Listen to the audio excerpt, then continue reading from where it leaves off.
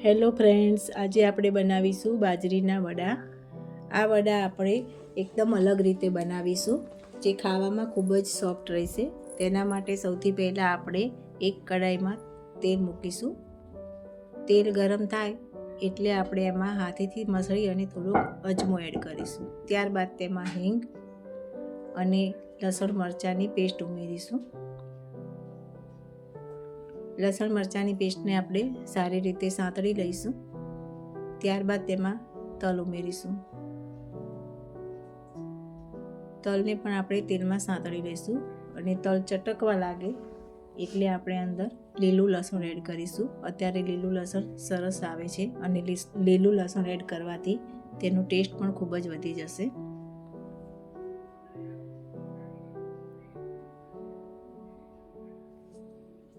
લસણ સંતળાઈ જાય એટલે અંદર આપણે મેથી ઉમેરીશું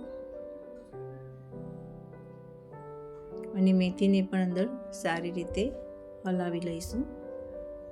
મેથી થોડી ચડી જાય એટલે અંદર આપણે હળદર, 2 ચમચી લાલ મરચું, 1 ચમચી ધાણા જીરું પાવડર ઉમેરી અને સારી રીતે મિક્સ કરી લઈશું.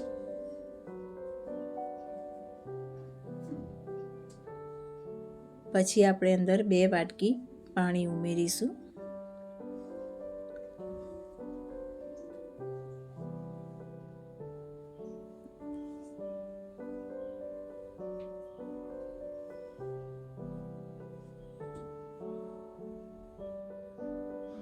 પાણી ઉકળે પછી એની અંદર આપણે સ્વાદ મુજબ મીઠું ઉમેરીશું અને હલાવી લઈશું.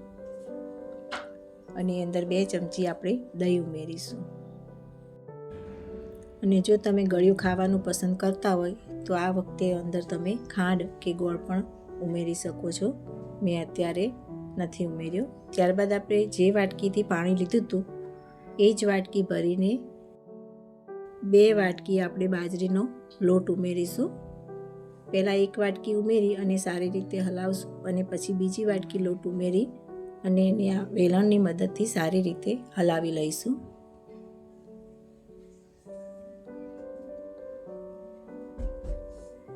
આ રીતે ખીચાની જેમ સરસ તમારે હલાવી લેવાનું છે.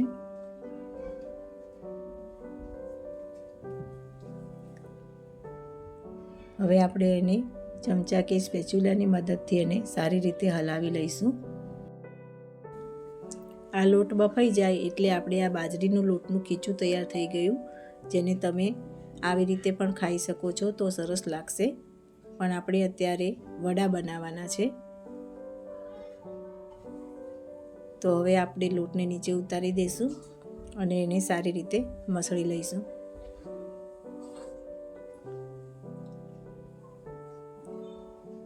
હવે આપણે નાના નાના લુવા લઈ અને એને વડાનો શેપ આપીશું.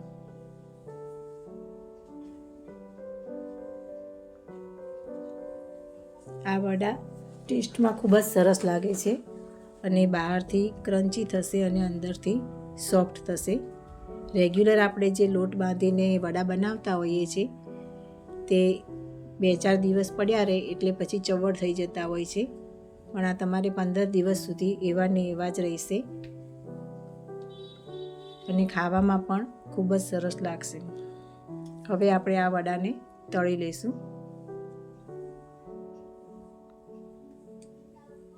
આને આપણે મધ્યમ આંચ ઉપર જ તળવાના છે. એક બાજુથી તળાઈ જાય એટલે આપણે એને ચમચીની મદદથી ફેરવી લઈશું.